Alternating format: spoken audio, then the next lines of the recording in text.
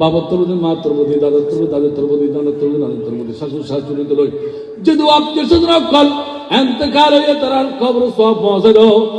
আনোয়ারাত বাংলাদেশের সাবেক প্রধানমন্ত্রী ও বাংলাদেশ জাতীয়তাবাদী দল বিএনপির চেয়ারপারসন বেগম খালেদা জিয়ার ইসালে সাওয়াব উপলক্ষে জিয়াফত অনুষ্ঠান অনুষ্ঠিত।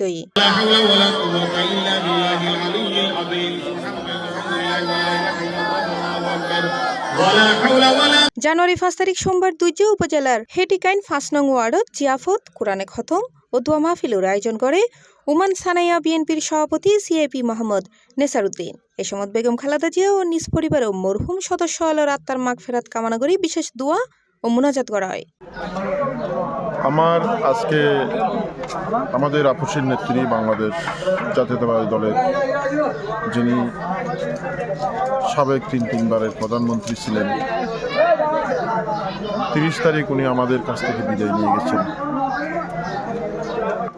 সেই উপলক্ষে আজকে আমি জিয়াফতের অনুষ্ঠান আয়োজিত করলাম ইনশাআল্লাহ। তো আমি আল্লাহর দরবারে শুকরিয়া করি, আল্লাহ তাআলা যাতে ওনাকে জান্নাতুল ফেরদৌস নসিব করেন, আমিন। বাংলাদেশ জাতীয়তাবাদী দল জিন্দাবাদ।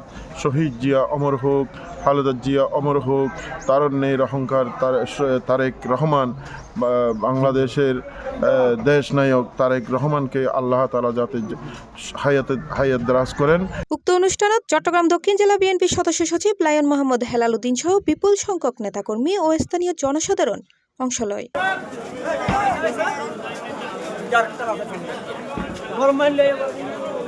C+ TV Chittagong.